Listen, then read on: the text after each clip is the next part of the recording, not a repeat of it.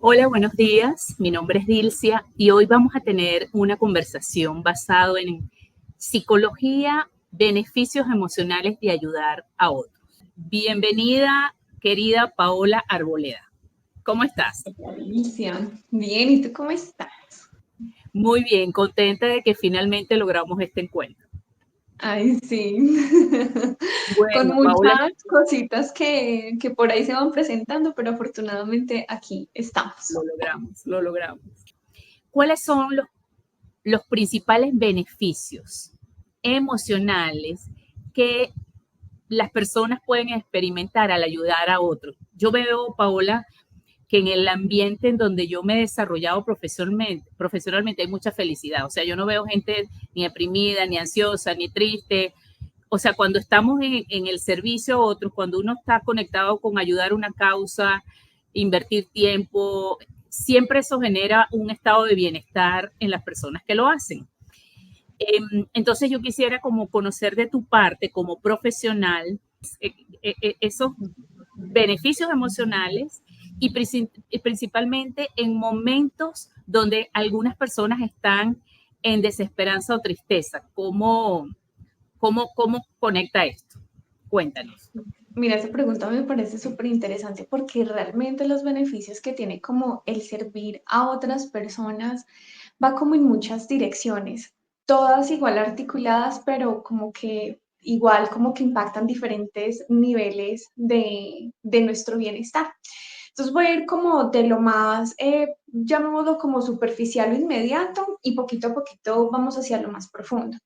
Por ejemplo, el tema del servir a otros en términos, por ejemplo, como de aprender a tolerar el malestar y regularse cuando uno está teniendo un impacto, pues como emocional muy intenso, ha sido visto como una técnica que puede ayudar a una persona a afrontar un momento crítico y también como como modularse, ¿cierto?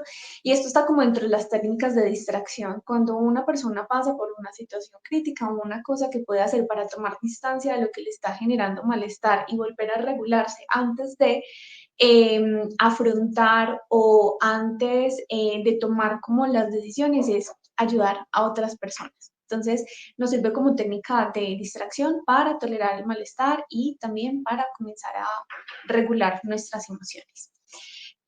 Además de este efecto como Estamos con el... hablando de... Dime. Ajá, no nos, cuando estamos hablando de hacer esto, no estamos hablando de negar lo que me está diciendo o evadir. Sí, no. No, no, no. Lo que pasa es que cuando una persona está pasando por un momento muy crítico, muchas veces las emociones son muy turbulentas. Y a veces cuando las emociones vienen en nosotros y son demasiado arrolladoras, uno necesita antes de poder afrontar de manera directa lo que le está sucediendo, poder volver como a un estado de mayor regulación. Y la forma en la que eso se alcanza es como tomando un poco de distancia de la situación, calmándose para uno luego poder afrontar de manera adecuada y eficiente.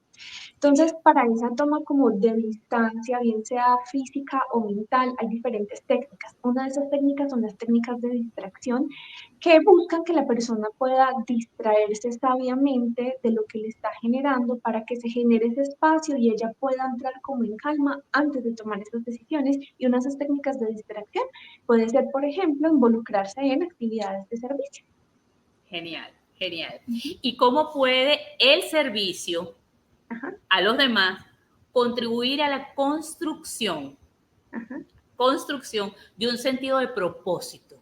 Que no sea una cosa como puntual, sino como ajá. algo que te conecta con otra dimensión y otra realidad y otro significado en la vida de quienes se sienten vacíos, perdidos, no sé. Bueno, voy a terminar primero a responderle a tu pregunta, ¿listo? Ay, Porque perdón. me quedó allí algo. Bueno, por una parte, como en esta parte que es como muy inmediata, que es como de una reacción como más superficial, pero cuando uno ya va como profundizando en cómo esto te impacta o cómo te beneficia, es como regulador del ánimo.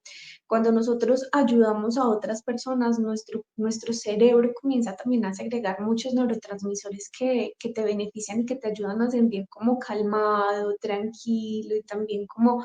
em, con un mayor estado de felicidad. Entonces, van dos beneficios. El beneficio de que te puede ayudar a afrontar una situación crítica, el beneficio de que te puede ayudar a regular emocionalmente, pero también está, por ejemplo, el beneficio que te genera en cuanto a la construcción de autoestima, porque también está comprobado por muchos estudios que las personas que se involucran en actos de servicio comienzan a desarrollar también un sentido de sí mismos más positivo y comienzan también a desarrollar un sentido de autoeficacia muchísimo más sólido. Entonces eso tiene un impacto en nuestra autoestima y además, el hecho de que también nos ayude como a desenfocarnos de nosotros mismos para comenzar a ver también a los demás, las necesidades y los deseos de los demás, comienza a conectarnos también como con un sentido mucho más trascendente, que va mucho más allá de nosotros, que es mucho más grande, ¿sí? Y ese sería como el cuarto beneficio de ayudar a los demás, que aquí articulo con la segunda pregunta que me haces, que me parece también bellísima,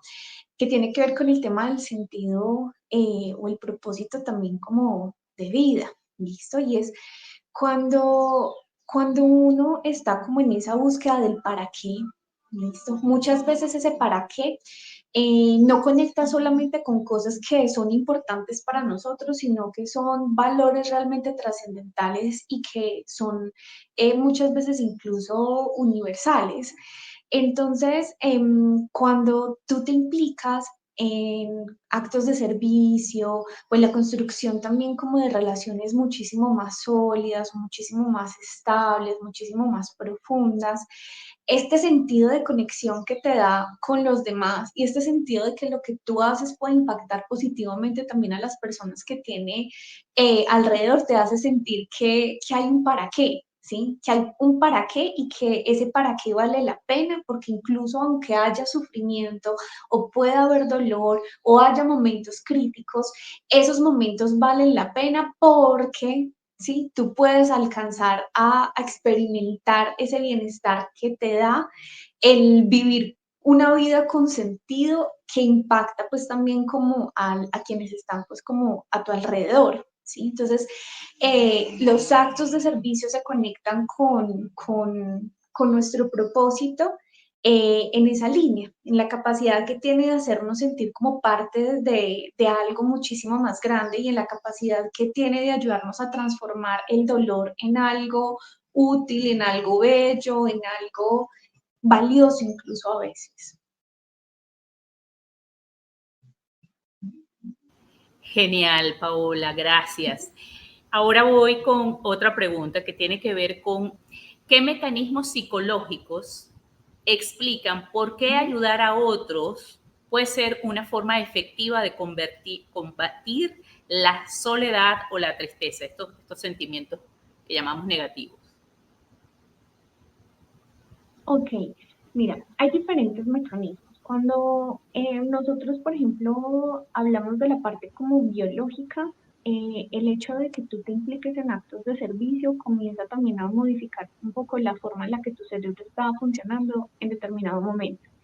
Y eso hace que uno comience a generar hormonas que están asociadas al bienestar. Entre estas, las muy famosas y conocidas endorfinas, la segregación, por ejemplo, de la oxitocina, de la dopamina, de la serotonina, que pues todas estas hormonas comienzan a activarse precisamente cuando uno está de alguna u otra manera o en contacto con otras personas, por ejemplo, la oxitocina que se activa cuando estamos teniendo un contacto con otra persona que es altamente positiva y nos genera esa sensación de querer mantener como una conexión.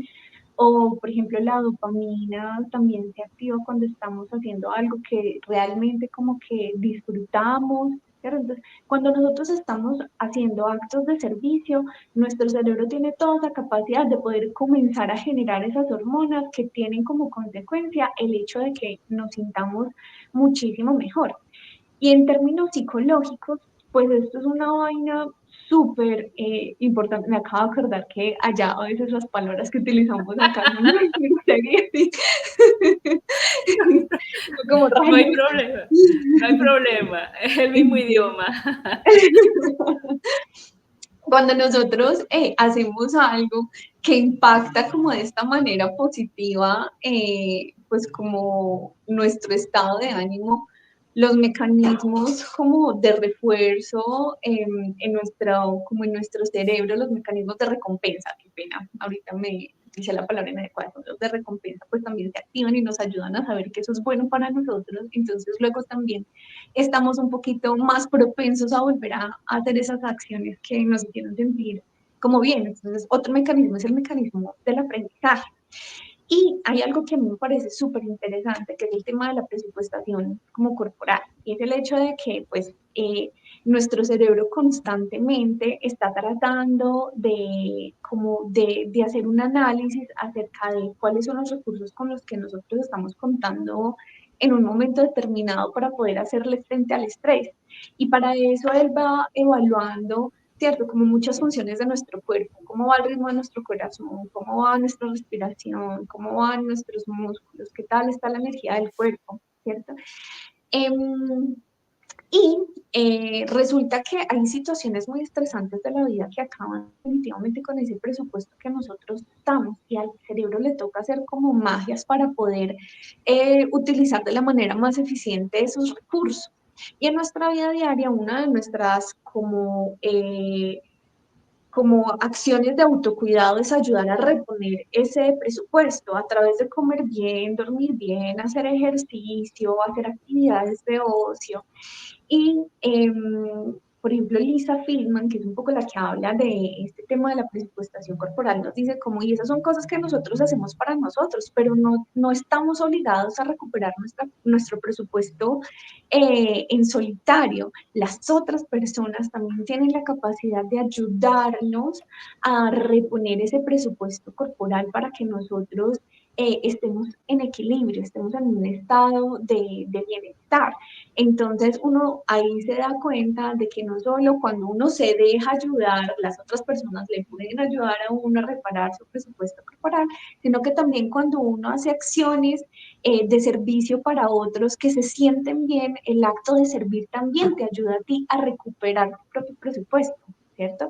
Esto teniendo en cuenta que igual uno tiene que ser muy sabio, muy equilibrado, pues porque si lo que estás haciendo por otros te está generando estrés, angustia o sobrecarga, pues estás haciendo todo lo contrario.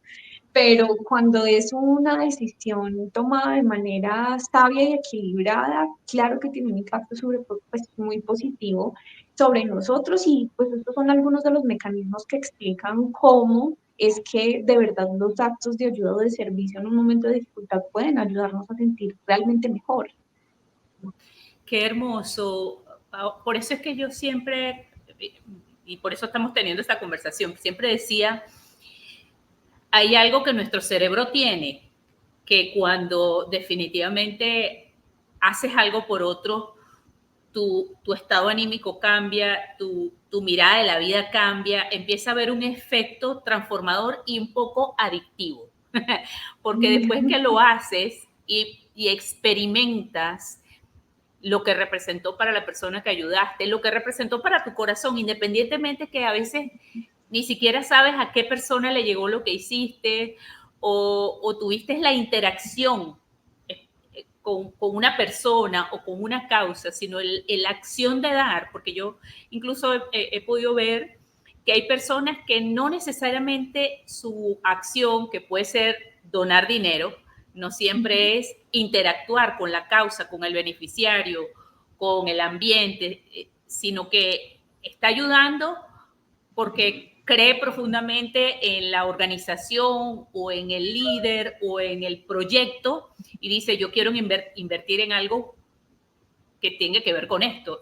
Y probablemente el solo hecho de experimentar la ayuda y tener alguna retroalimentación de que eso tuvo un efecto positivo, lo hace volver y volver y volver, y no solo lo hace, nos hace volver una y otra vez al que puedo hacer por otros, porque definitivamente nuestro cerebro tiene ese diseño, por lo que veo. Tiene Sí. esa recompensa emocional que Ujú. empieza a traer una regulación que obviamente cuando uno no es profesional del área, y por eso quería tener esta conversación contigo, uno no entiende por qué, pero sabe claramente el efecto que tiene. Ahora, tú como profesional, ¿qué recomendarías a las personas que desean involucrarse en actividades de ayuda, pero que también están lidiando con sus propias emociones difíciles? A veces uno no sabe si ayudar a la persona, si la ayuda, o sea, salir de la situación difícil, requiere de algo, un actor externo que lo invite, que le diga, vente, vamos, porque yo sé que tú quieres ayudar a los ancianos. Y yo voy muy Ujú. rato, vente conmigo. Si necesita eso para conectar y romper esa Ok. inercia, o hay que esperar que la persona en su proceso natural rompa esa emoción difícil por la que está pasando. Mm, Cuando una persona está pasando por un momento difícil, que pues un momento difícil pueden ser muchas cosas, una ruptura amorosa, el duelo por la pérdida de un ser amado, la pérdida de un trabajo que le gustaba mucho, o sea, como que momentos críticos, o sea, pueden ser cantidades indefinidas de situaciones. Mm, Indefinidas digo en número. Uh -huh, uh -huh. Entonces, para una persona que está pasando por un momento de mucho dolor, creo que es muy importante que si quiere servir a otros, se dé cuenta de que al hacerlo, igual debe de continuar en ese proceso de seguir reconociendo sus propias emociones, Mm. reconociendo su propio dolor, haciendo la gestión de ese dolor. Es súper importante que la persona recuerde que es importante que pida también ayuda si siente que su dolor no puede sostenerlo sola, y eso implica que muchas veces active sus redes de apoyo, llámese familia, llámese amigos, llámese también profesionales de la salud, porque a veces uno también necesita apoyarse un poco de otros profesionales para poder gestionar cosas que pasan internamente.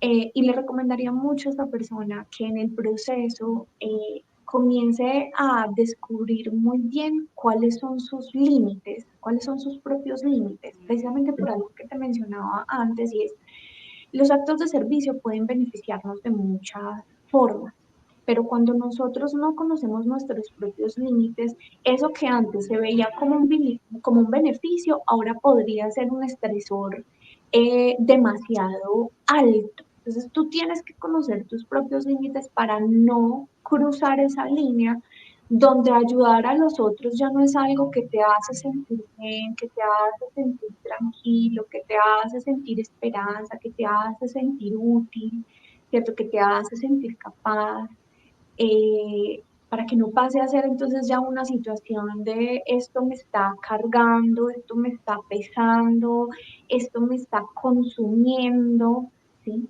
Entonces es muy importante que uno no quite tampoco la mirada de sí mismo, de lo que uno también necesita, de lo que uno también desea y de lo que en ese momento específico de su vida uno es capaz de dar.